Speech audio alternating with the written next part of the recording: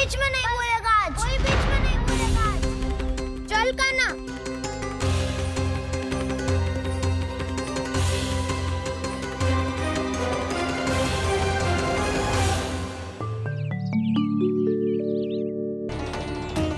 छोटी माँ। बलराम, क्या होगा लल्ला? सब ठीक तो है ना? छोटी माँ, वो क्या होगा लल्ला, बता।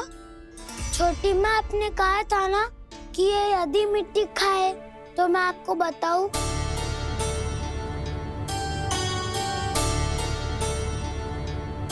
कान्हा, जे मैं क्या सुन रही हूँ? तूने मिट्टी खाई? मैया मिट्टी के बारे में पूछ रही है, पर मैंने तो भू देवी का शुद्ध प्रसाद खाया है। मैं कछु पूछ रही हूँ लल्ला, उत्तर दे। तूने मिट्टी खाई है कि ना? तो क्या मैं असत्य बोल रहा हूँ? मैंने स्वयं देखा है छोटी माँ कि अकेले बैठकर मिट्टी खा रहा था। आप सबसे पूछिए, इन्होंने भी देखा था। वाह, सूख के सखाओं ने दो कांटे ही साथ छोड़ दियो। मुझे तुझसे सच सुनना है कान्हा। बता, तूने मिट्टी खाई है कि ना? झूठ बोल रहा है, सच्ची सच्ची बता, खाई है? ना भैया, मैंने मिट्टी ना खाई।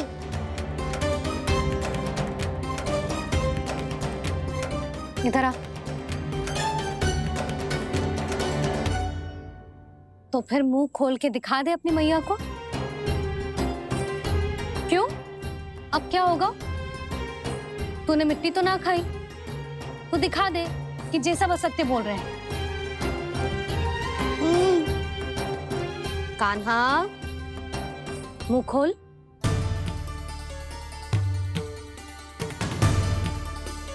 मुंह खोल लल्ला, मुंह खोल के दिखा। दिखा मैया को। आ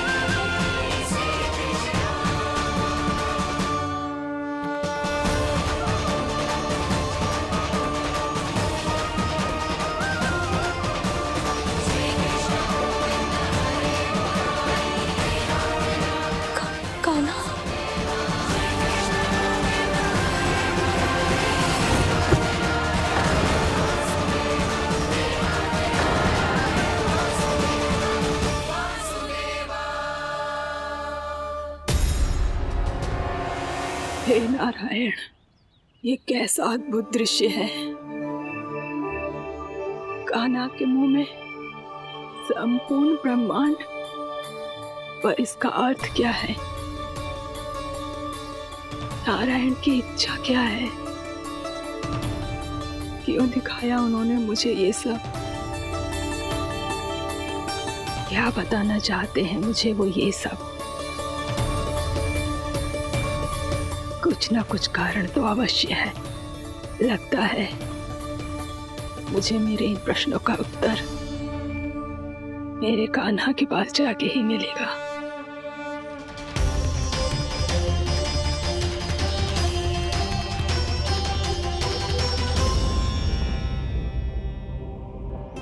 कितना भी सतर्क हो जाऊं, कोई ना कोई भूल हो ही जाती है।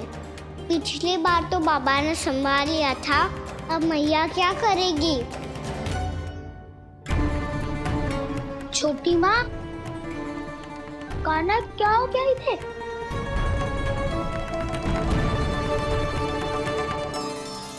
मैया,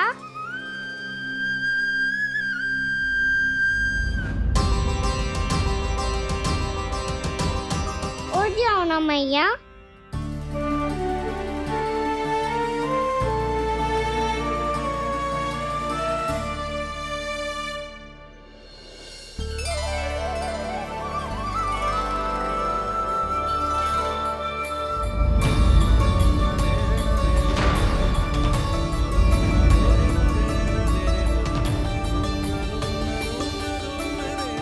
मैया,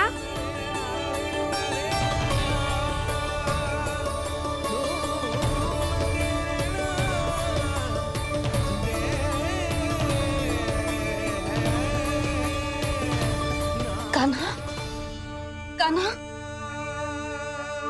लल्ला, मैया क्या होगा आपको? आप ठीक तो हो? कान्हा मुंह खोल के दिखा, दिखा मैया को।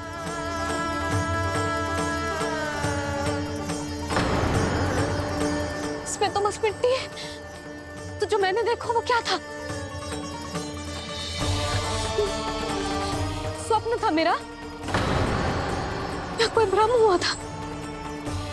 हाँ लल्ला, इससे पहले कि मैया मेरे सत्य समझ जाए, मुझे स्थिति को संभालना होगा। मुझे क्षमा कर दो मैया, आपको दुखी करो मैंने, पर मैं सच्ची कह रहा था, मैं मिट्टी ना खाई, बस भू देवी का प्रसाद ही खाया था। आप कहोगे तो आगे से ना खाऊंगा, सच्ची।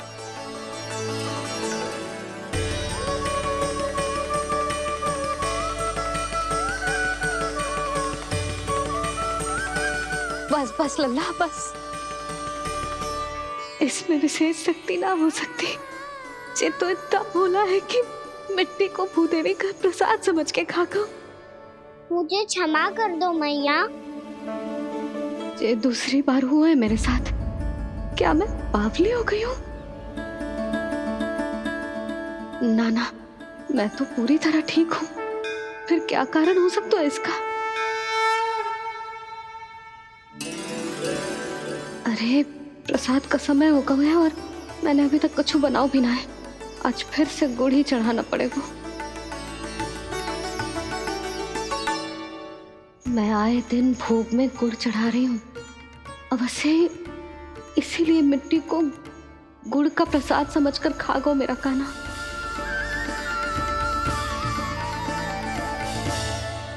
मैं समझ गई लल्ला, वो अकेले बैठ के मिट्टी क्यों खा रहा था। चल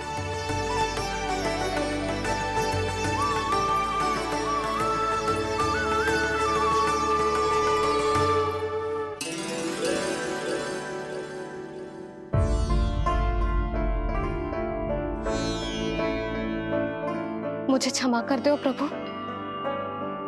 अपनी ममता में लल्ला की आवश्यकता को सबसे अधिक महत्व दे रही थी मैं। इसी कारण से आपकी भक्ति में भूल चूक हो गई।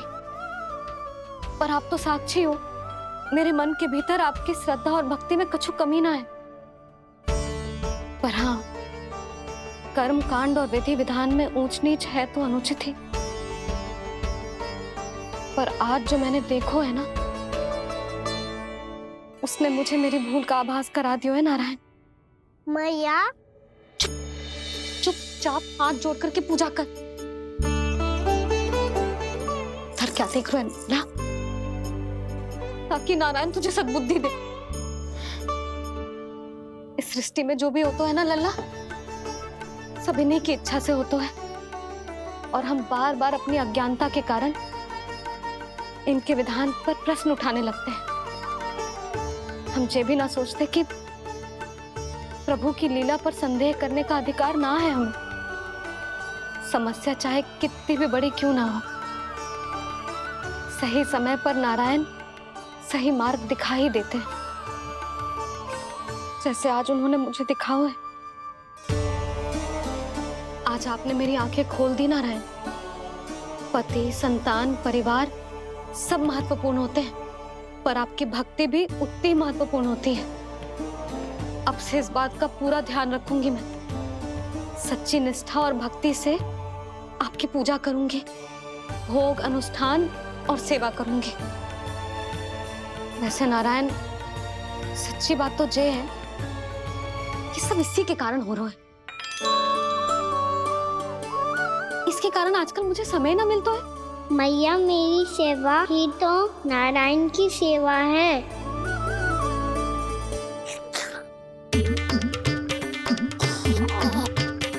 मुस्कुरा क्यों रहे रे?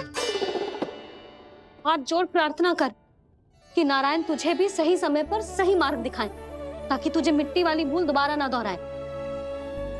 हाथ जोड़। आपको मुझे भी सही मार्ग दिखाना होगा प्रभु। एक और मेरी प्रजा है तो दूसरी ओर मेरा लल्ला। मैं किसका हित साधूं? किसी एक का त्याग कैसे कर दूं मैं?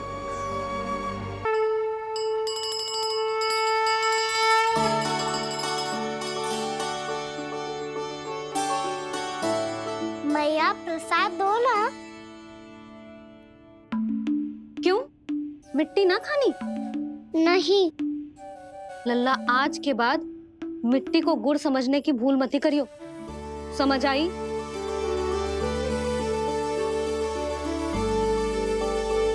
जा अब विश्राम कर।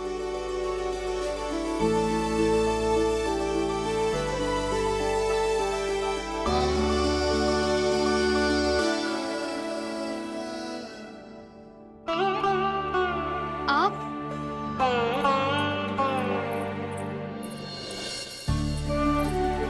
लो जी,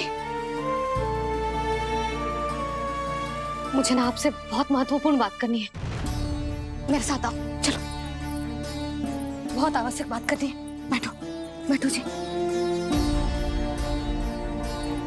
सुनो जी, आप विश्वास ना करोगे आज मेरे साथ क्या हुआ है। पर पहले ये बताओ, आप मेरा उपहास ना उड़ाओगे ना, पिछली बार के जैसे?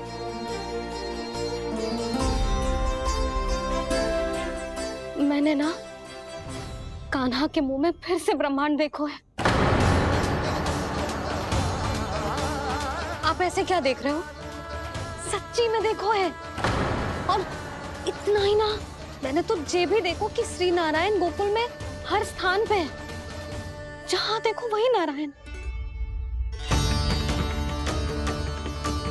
ये तो इसी बात का संकेत है यशोदा के आज गोकुल वासियों को नारायण के आशीर्वाद और सहायता की आवश्यकता है। इसका क्या अर्थ है? और आप इतनी चिंता में क्यों लग रहे हो? उस व्यापारी ने हमारे गोकुल वासियों के साथ छल किया है यशोदा। जानबूझकर उसने सभी को लोभ के जाल में फंसायो, और ये सब उसने किया है किसी और के लिए।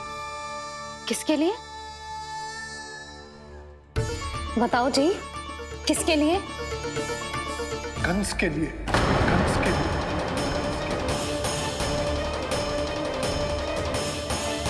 उसे कंस नहीं भेजा था यहाँ।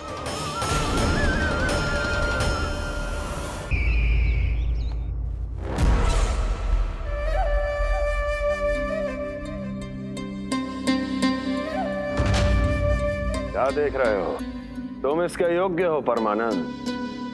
अपनी बुद्धिमत्ता, चतुराई और कुशलता से तुमने इसे अर्जित किया है। महाराज की जय हो। महारानी प्राप्ति महारानी अस्ति।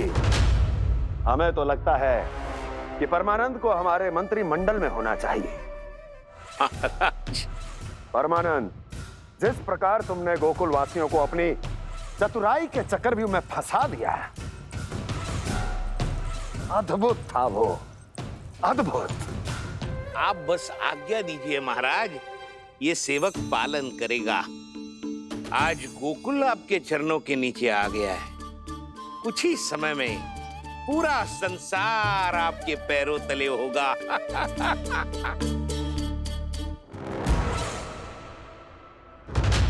आपको सच में लगता है महाराज कि गोकुलवासी अपने वचन का पालन करेंगे और जीवन भर अपना दूध, दही, घी और माखन हमें निःशुल्क देते रहेंगे? भोले हैं वो,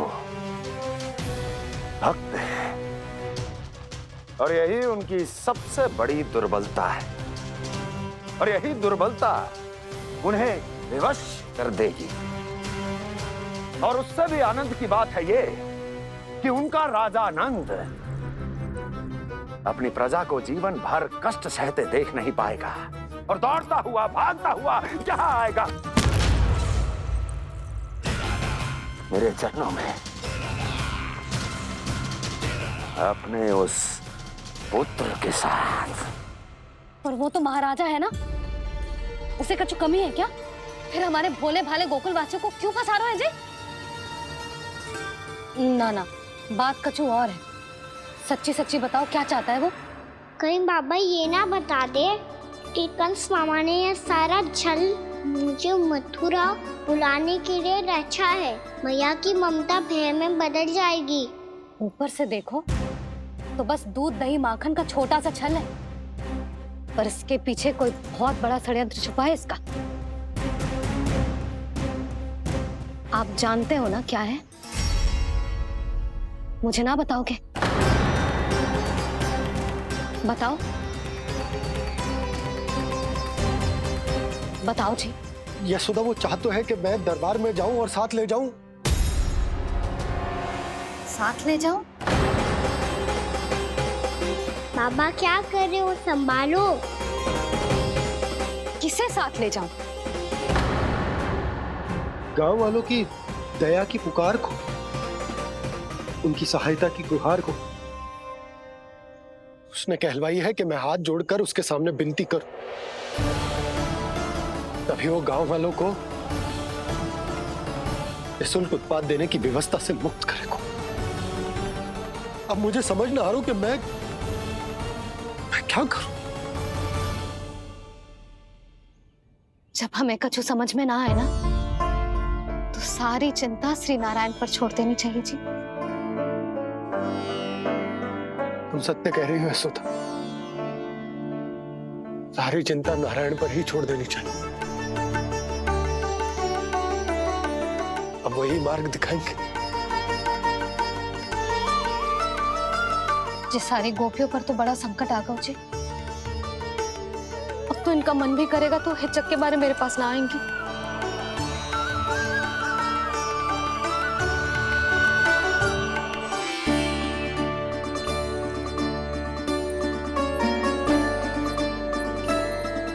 बाबा तो पूरी तरह भूल गए हैं प्रभु, ये सच में आप कौन हैं?